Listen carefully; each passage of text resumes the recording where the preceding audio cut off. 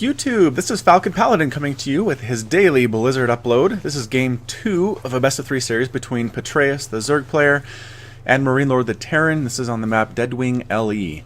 Now, game 1 went to Petraeus. It was a very back and forth match, but in the end, I think it was his Zergling counterattack into the natural of MarineLord that really won him the game. MarineLord was focused on trying to take down Petraeus' third base. He was focusing all his energy on trying to split his Marines against the Baneling hits, trying to bring reinforcements in, and I don't think he noticed the Zergling counterattack till it was too late. Most of his workers there were dead, and his income just wasn't quite enough to keep up with the Zerg on 4 bases, and he tapped out. So, here we are on Deadwing LE, and again, game 2. Now, what we're likely going to see here, I'm going to assume, is yet another Marine, Marauder, Medevac type attack with some early harassment from the Terran player. It almost worked last time. He was almost able to break through and take out the Zerg third base once or twice, but just wasn't quite able to get it done.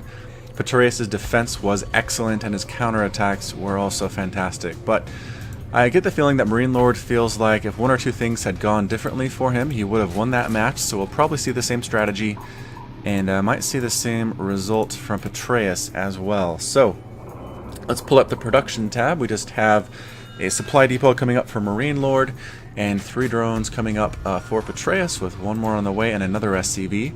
It looks like Petraeus might actually be going again for the 14 pool, 16 hatch.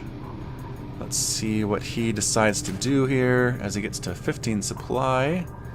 Okay, on this map it looks like he feels safe enough to go for the 15 hatch, 14 pool. The rush distances here are very long. You'll notice down along the left side, especially in cross positions, the time it takes for even a Reaper or a Hellion to get out is just going to be too long to really make too much of a difference. And also the command center goes down early for MarineLord, even before the barracks. So it looks like MarineLord is going to forego any early harassment in exchange for trying to get his macro going as soon as possible on this large map.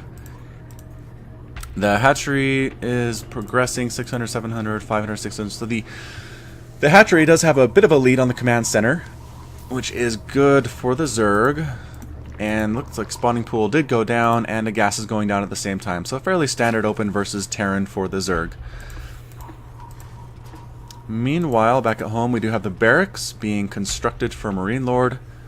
And he has his rally point set right to the front of the natural here. He's not going to push out any harassing units. He just wants them to be able to defend against anything that's coming his way. You know, going command center first is fairly risky for Terran. If the Zerg player has gone a 6 pool or a 10 pool or something and wants to get some early harassment out with Zerglings. On this map, I don't know if they'd be able to get there in time to do too much damage, but there is the possibility he could come in, snipe this SCV, kill this barracks, and then there's nothing left to defend but SCVs for the Terran, and in the end the Zerg would win. But he doesn't have to worry about that in this game. It did go the 15 hatches down for Petraeus, as well as the spawning pool as well. So what's he going to do with his first 100 gas? I assume it's going to be a speedling upgrade as we get to 96 and 100. Yep, there goes the speed upgrade. We have 2 queens being built, one at each base, and some scouting Zerglings coming out, chasing down this SCV. SCV speed is 2.81. The Zergling speed is 2.95. So moderately bigger is enough to get a hit off on this SCV as it's running away once every few seconds. Eventually, we'll probably take it out. Although I don't know, with these SCVs, or I'm sorry, these Marines coming up to defend. Oh, the SCV does survive with its life. So great job, SCV. Did its scouting and was able to go back home. So the queens are out defending, injecting, speeds on its way. We have a 35 to 27 supply lead for the Zerg. Need to inject. There we go. More drones are coming out. Zerglings are working on breaking down these rocks. I'm not sure if what the purpose of that is. It's an alternate attack path to get into the natural. Maybe he's just worried about the Terran breaking down these rocks, coming in through the back door and surprising him. If these rocks are already down, he can do some better scouting.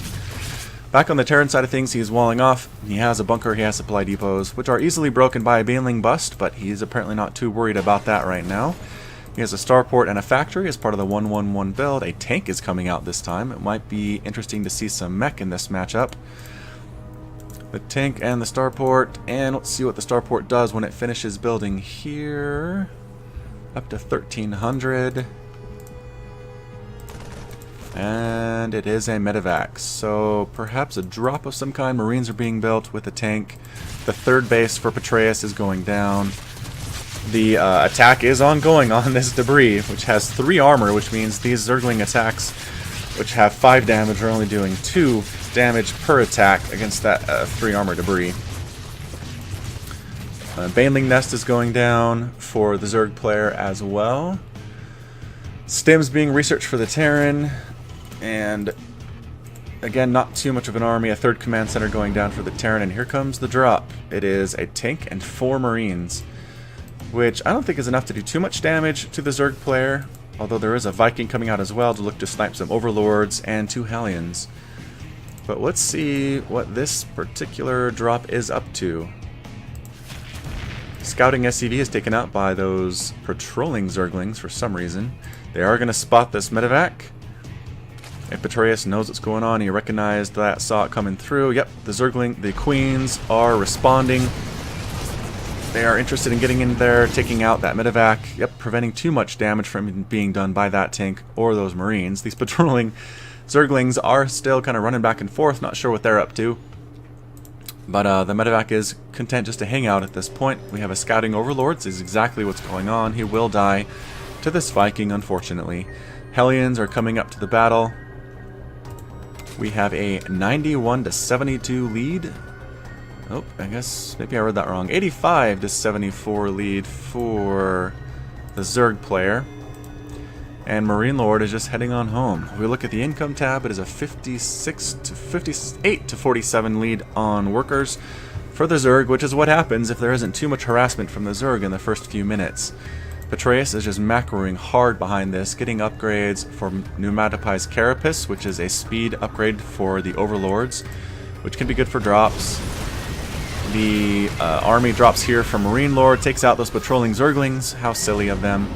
The siege tank sieges up here on the far side of things and is close enough to attack these drones, which effectively locks down this whole expansion. These Marines get down here too, as they are just causing more havoc for the Zerg base here.